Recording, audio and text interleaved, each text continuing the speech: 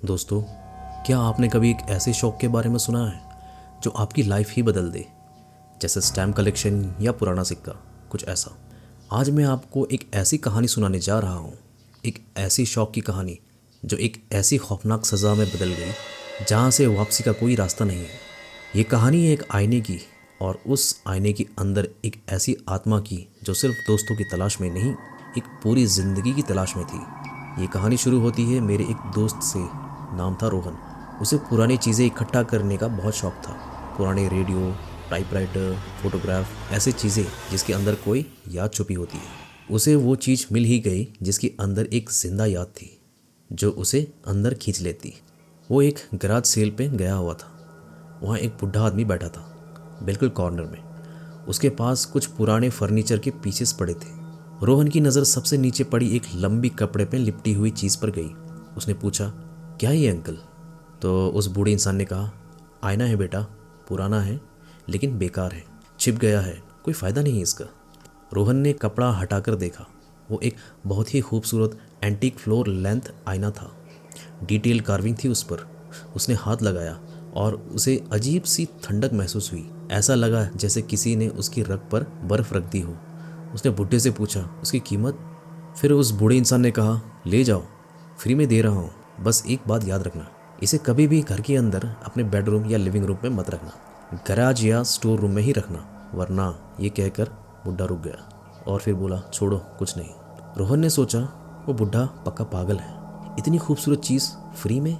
उसने आईना उठाया। वो अजीब तरह से बहुत हैवी था, जैसे उस आईने का वेट सिर्फ ग्लास और फ्रेम का नहीं बल्कि कुछ और है जो अंदर दबा हुआ है। घर आकर उसने वो आईना अपने बैक रूम में लगा दिया। वो उसका स्टूडियो था जहाँ वो अपनी कलेक्टेड चीज़ें साफ करता था।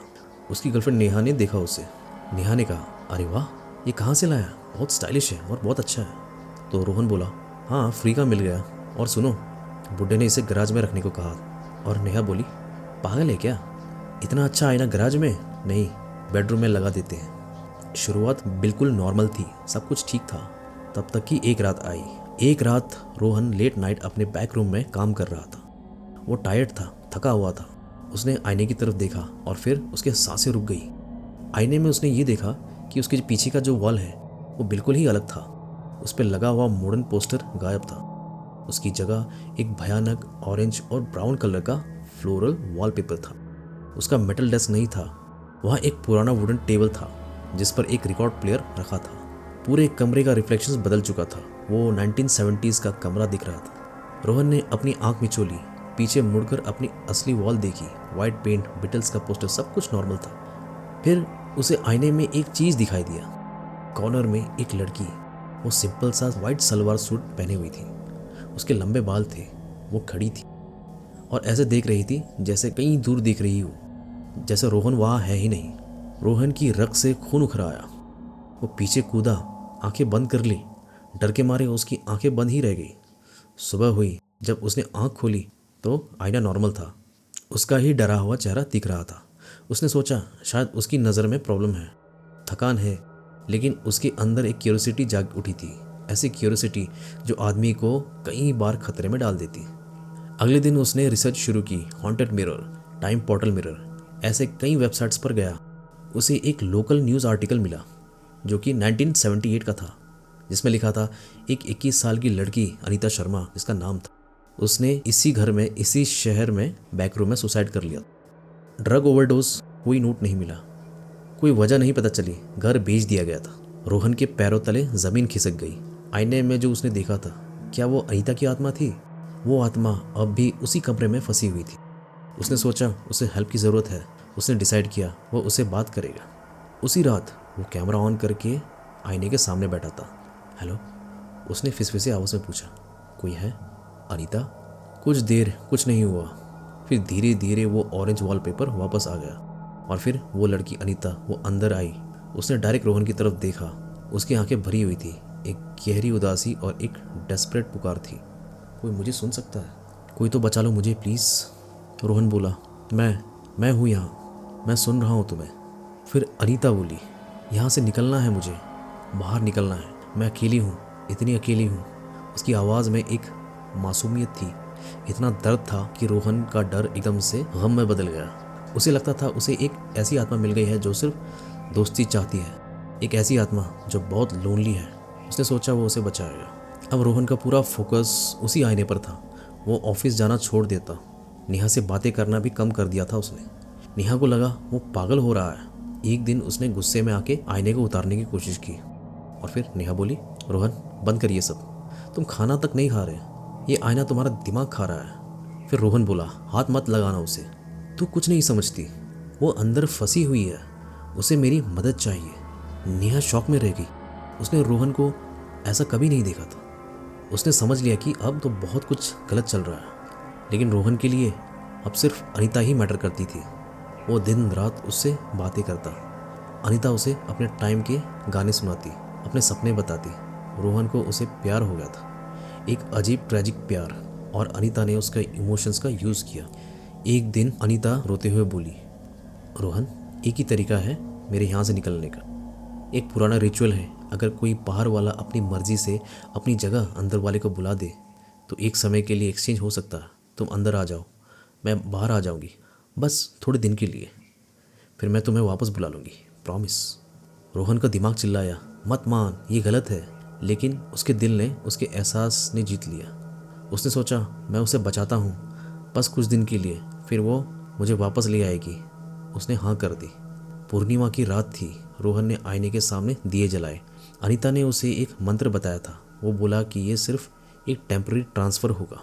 रोहन ने मंत्र पढ़ा और मंत्र पढ़ने के बाद कहा, अनीता शर्मा, मैं तुम्हें अपनी जगह देता हूँ। अचानक आईने से एक ऐसी लाइट निकली जो दिखाई नहीं दे रही थी लेकिन महसूस हो रही थी। एक ऐसी फोर्स ने रोहन को खींचा जैसे किसी ने उसकी आत्मा को खींचकर अंदर कर दिया हो। वो ज़मीन पर गिर गया।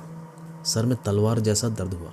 जब उसने आंखें खोली तो दुनिया बदल चुकी थी। वो ऑरेंज वॉलपेपर, वो पुराना फर्नीचर, वो रिकॉर्ड प्लेयर, वो अपने ही कमरे में था। लेकिन वो उसका कमरा नहीं था, वो आईने के अंदर की दुनिया में था। उसने आईने की तरफ देखा और बाहर उसी के कमरे में अनीता खड़ी थी। वो अपने नए जिस्म को टच कर रही थी। उसने आईने के थ्रू रोहन को देखा और उसकी आंखों में वो सैडनेस, वो लोनलीनेस पूरी तरह गायब थी। उसके चेहरे पर एक बुरी खुशनसीब स्माइल थी। आखिरकार फिर अनीता बोली, आज़ाद। शुक्रिया रोहन, तुम्हारे टाइम का मज़ा मैं लूँगी। रोहन चिल्लाया, नहीं, ये क्या किया तूने, मुझे बाहर निकालो, तूने कहा था एक हफ्ते के लिए। फिर अनीता हंसने लगी, एक हफ्ता? हमेशा के लिए? रोहन सच बताऊं, मैंने 1978 में सुसाइड नहीं किया था। मैंने अपने बॉयफ्रेंड को इसी कमरे में ही मारा था। पुलिस ने सोचा मैं मर गई, मेरी आत्मा इसी गुनाह में फंसी थी, और अब तुम मेरी जगह ले चुके हो। मेरा नया जन्म शुरू होने वाला है और तुम यहीं सड़ोगे। रोहन के लिए तो जैसे दुनिया ही ख़त्म हो गई थी। वो हर्ट, लोनली स्पिरिट जो उसे अपना सब अच्छा लगता था, वो असल में एक कनिंग बेवफा आत्मा थी। उसने रोहन की हमेशा की लोनलीनेस को, उसकी दया को उसके अगेंस्ट ही यूज़ कर लिया। रोहन अब उसकी जेल में था, फॉरएवर। अनीता बाहर थी। उसने रोहन की लाइफ ले ली। उसने उसके कपड़े पहने, उसका फ़ोन यूज़ किया। उसने नेहा को मैसेज किया, सॉरी, मैं ठीक हूँ, घर आ रहा हूँ। नेहा खुश थी। वो सोचती थी रोहन वापस आ गया। रोहन अंदर से देख रहा था, चिल्ला रहा था, नेहा वो मैं नहीं हूँ, वो मुझ में है। लेकिन आवाज़ अंदर ही अंदर दबकर रह गया। कोई सुन नहीं पाता था। वो बस एक रिफ्लेक्शन था, अब आईने का एक हिस्सा। एक दिन अनीता नेहा को घर ले आई। दोनों हंस रहे थे। अनीता ने उस बैक रूम का दरवाज़ा खोला। नेहा, वाह, तुमने फाइनली इस रूम को क्लीन कर दिया, आईना भी साफ दिख रहा है। नेहा आईने के पास गई, अपने बाल ठीक किए। उसने आईने में अपना रिफ्लेक्शन देखा और मुस्कुरा दी। उसने रोहन को अंदर नहीं देखा, वो तो बस ग्लास था। अनीता बोली, हाँ ना, बिल्कुल क्लियर। चलो नेहा, बाहर बैठते हैं, ये रूम अब मुझे थोड़ा क्रीपी लगता है। वो दोनों चले गए, लाइट बंद कर दी। रोहन अंदर ही रह गया, उसी 1970s के टाइम लूप में, हमेशा के लिए अकेला। नेहा की वो लास्ट मुस्कुराहट आईने में खुद को देखकर खुशी से मुस्कुराते हुए उसकी आखिरी याद बन के रह गई। तो दोस्तों, ये थी मेरे दोस्त रोहन की कहानी। आज भी वो उसी आईने के अंदर है। किसी को नहीं पता अनीता उसकी ज़िंदगी जी रही है। तो आपसे एक सवाल है, आपका स्मार्टफोन, आपका कंप्यूटर स्क्रीन, आपका टीवी, ये सब एक आईना है। आप कभी श्योर हो सकते हो कि आपका रिफ्लेक्शन सिर्फ रिफ्लेक्शन ही है, या कोई और, किसी और टाइम से, जो बस आपकी जगह लेने का इंतज़ार कर रहा है। आपके आसपास के लोग, क्या वो लोग वही हैं जो दिख रहे हैं? अपना ख्याल रखना, और कभी किसी आईने में कुछ अजीब महसूस हो तो उसे इग्नोर मत करना, क्योंकि शायद कोई आपको देख रहा हो अंदर से, आपकी जगह लेने के लिए बेचैन हो।